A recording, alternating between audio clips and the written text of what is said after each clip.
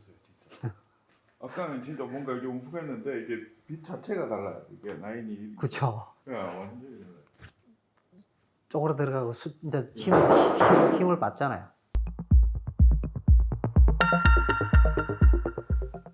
네, 반갑습니다. 부산 텐트초입니다. 자, 오늘 영상은 이제 제가 텐트를 하니까, 지금은 텐트만 합니다. 광택을 안 하고 다른 거 안 해요. 텐트의 한계라는 게 있을 거잖아요. 뭐, 텐트가 어디까지 되는지, 뭐, 어떤 게 텐트가 되는지, 뭐, 여러 영상에서 다뤘지만, 오늘은 요 주제 하나만 가지고 제가 한번 설명을 해봐 드릴게요. 자, 뭐, 텐트는 일단은 찌그러진 철판을 펴는 겁니다. 예, 물론 앞뒤 범버는 플라스틱이에요. 플라스틱이 찌그러져도 펼 수는 있어요. 근데 텐트 집에서 안 해요, 그거는. 예, 그러니까 앞뒤 범버는 모든 차로 승용차는 다 범버인데, 자, 플라스틱인데 요놈은 찌그러지면은 도색집으로 가셔야 돼요. 텐트 집에 가서 그거 빼달라면은 텐트 하면 안 된다고 할 거예요. 제 것이도 마찬가지고. 왜? 돈을 받을 만큼 완성도가 안 나와요.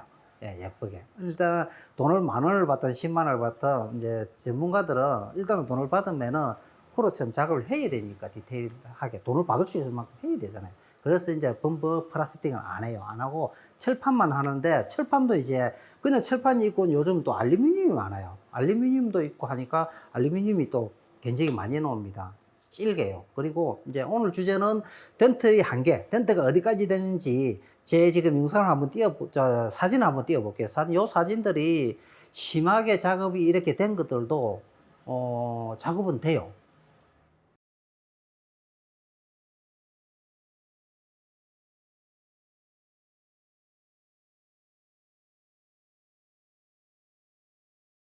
예. 대신 견적이 많이 나옵니다. 특히 뒤 핸들을 이렇게 쭉 밀고 가면은 텐트가 제일 어려운 게요. 푹 쳐가지고 들어간 것보다 딱 대고 쭉 밀고 가버리면 어렵습니다. 손이 많이 가요. 예. 특히 뒤 핸들, 타이어 위에 있는데 연장도 아예 안 들어가고 거기 보면 각이거든요. 어쨌든 작업은 웬만하면 돼요. 되고 텐트가 그래도 뭐 구멍을 뚫고 하는 방법도 있고 걸로 하는 방법도 있고 뭐 안에 도화트립을 다 탈거하고 하는 방법도 있는데, 그래도 사고가 났을 때 철판이 페인트가 안 벗겨지고 찌그러졌을 때는 그나마 그래도 텐트가 제일 낫습니다. 예, 그 다음에 판금 도색을 하시고요.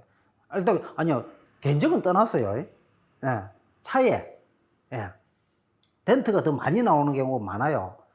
막 이렇게 이제 저도 이제 그런 손님들 가끔 계시는데 많이 들어갔어요. 아, 이거 뭐 도색하러 판금 도색하면 비쌀 건데 뭐 텐트 집에 가서 살짝 땡겨갖고 타지 뭐 하면서 오시는 분이 많아요. 그거 교환하는 것보다 더 많이 나옵니다, 견적이. 예, 그렇게 알고 계시고, 보통 보면 우리가 문콕 조그만 거 띠그러져도 뭐 어떨 때가 10,000원 하고 30,000원 하고 50,000원 하고 100,000원 하고 그러잖아요, 업체마다. 그죠? 근데 그게 많이 찌그러지면 그게 몇 개입니까? 뭐 100개씩 되는데요. 그러니까 간직이 많이 나와요. 그리고 텐트는 간직이 많이 나올 수밖에 없는 게 손이 많이 가야 되고 정성이 들어가야 되는 거거든요. 이게 페인트는 딱 그대로 있어야 돼요. 그리고 안에서 작업을 해갖고 페인트가 안 터지게 얘네들을 팽팽하게 맞춰야 되는 작업이다 보니까 예민하고 신경이 많이 쓰이는 작업이에요. 그리고 기술을 많이 요하는 작업이고요. 그래서 견적이 많이 나오는데, 어쨌든요, 사진에 보시는 그런 걸 참고를 하십시오. 아, 저런 것도 다 텐트가 돼. 예, 됩니다. 견적만 다를 뿐이고요. 견적은 달라요. 예, 1년 한 사람, 2년 한 사람, 20년 한 사람, 30년 한 사람도 있을 거고, 그죠?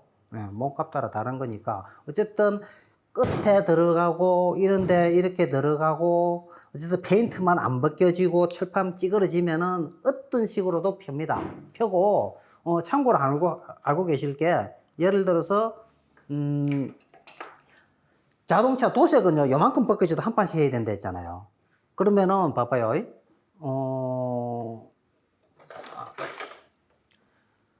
여기가 움푹 이렇게 들어갔는데 딱 요만큼만 벗겨졌어.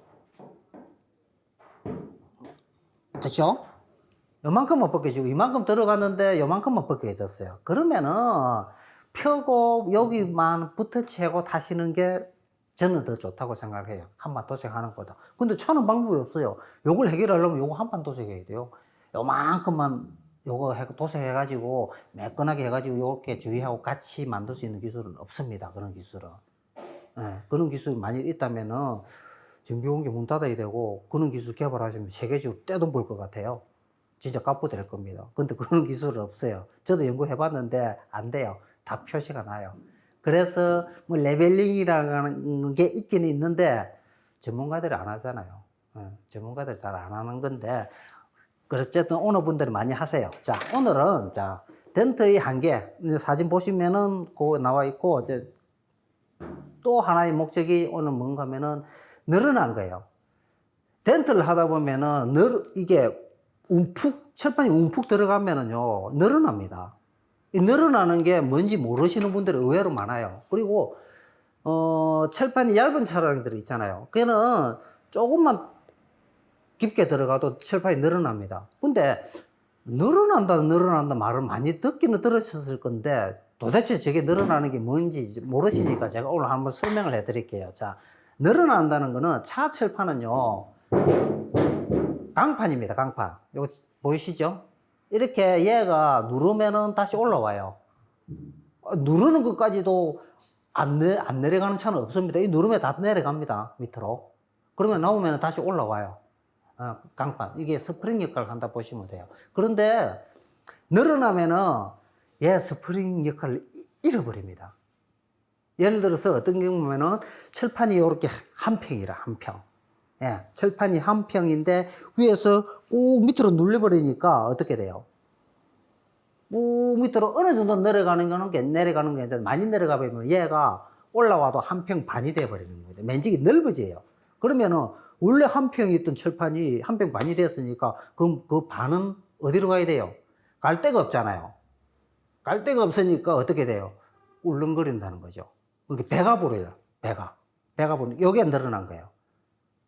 좀 잡아 주시겠어요?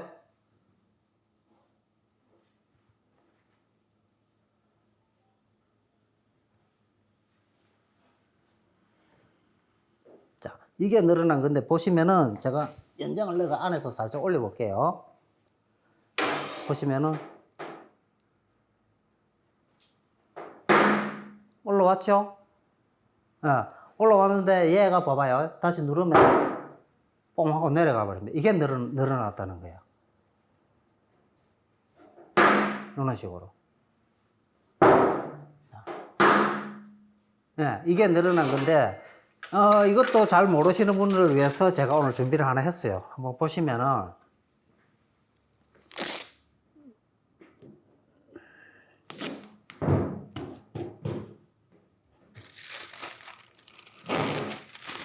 그냥 비닐입니다, 이거.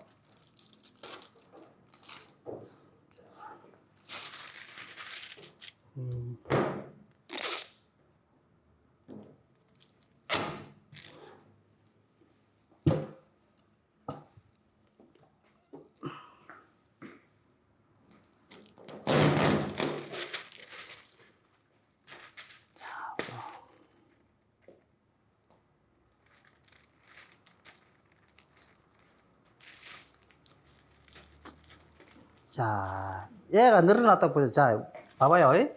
요거 피디님 잡아주세요. 잘 찍어주세요. 자, 철판이 요렇게 돼가 있다고 보시면 돼요. 땡땡하게 요렇게. 예.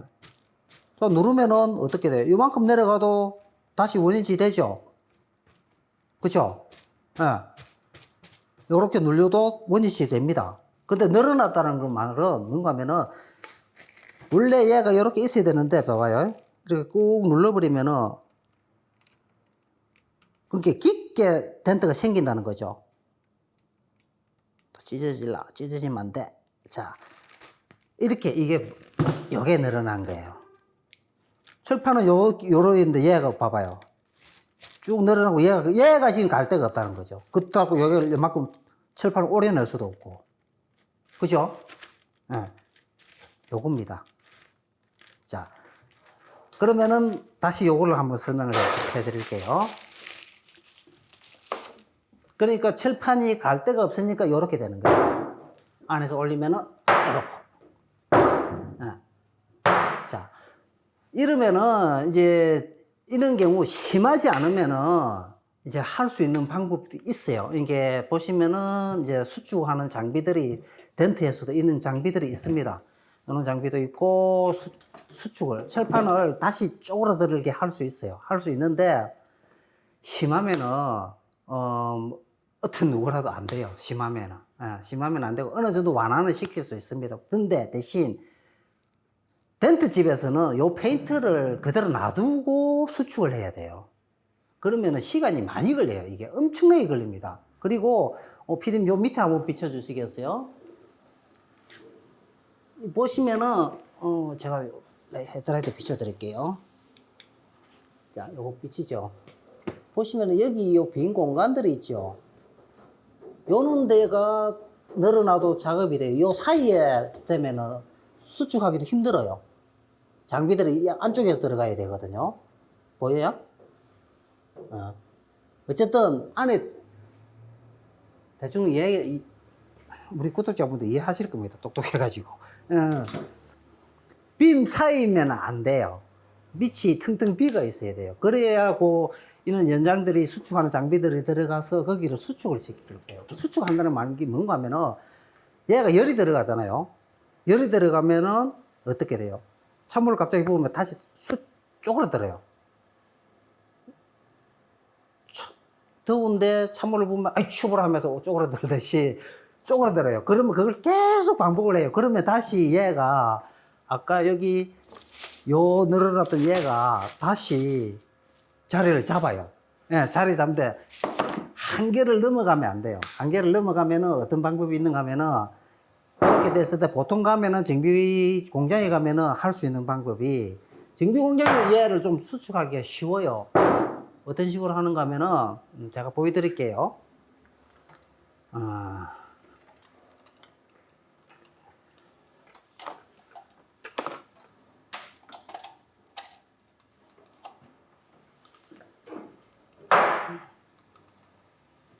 갈아놔야 돼. 먼지 좀 날 거예요.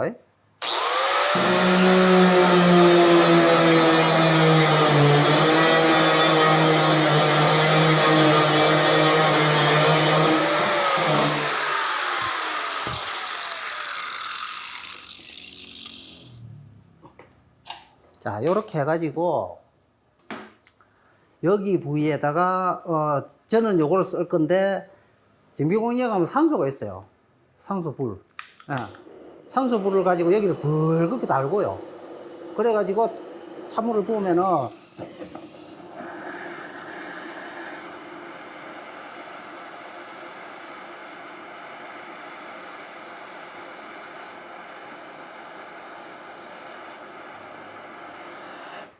자, 여기다가 찬물을 부으면은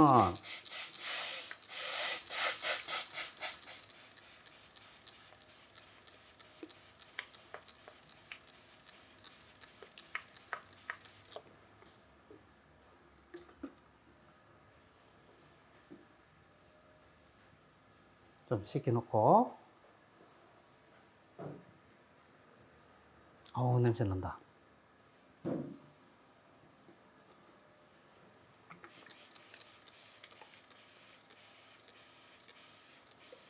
요렇게 하시면 이제 정비 공장에서 요렇게 해요. 이걸 이제 모르겠어요. 옛날에 제가 할 때는 15를 준다 했는데 지금 뭐라고 어떻게 용어를 하는 건 모르겠어요. 어쨌든 이런 식으로 수축을 할 수가 있습니다. 할 수가 있는데 수축이 제일 빠른 게 요 방법이야. 왜? 열을 많이 줬다가 확 수축을 하니까. 근데 덴트집에서 하는 수축은 페인트는 그대로 놔둬야 되니까 하기가 더 시간이 더 많이 소요가 됩니다. 어쨌든 수축은 되는데 이게 견적이 안 맞아서 제가 볼 때는 그 집 못해요. 보통 보면은 이렇게 늘어나면은 교환으로 많이 가요. 예, 교환으로 많이 가는데 자 보시면은 봐봐요. 이제 다시 보여주시. 아까 이거 아까 그거잖아요. 내려가면 어떻게 올라온다니까요. 이게 한 번에 이렇게 수축이 잘 돼요. 올라왔는데 얘가 봐봐요. 다시 누르면 뽕 하고 내려가 버립니다. 이게 늘어났다는 거예요. 이런 식으로. 됐죠? 자, 늘어나는 게 모르시는 분들을 위해서 오늘 제가 한번 덴트에 대해서 설명을 한번 해드렸습니다. 이게 늘어난 거예요. 방법이 없어요. 진짜 방법 없습니다.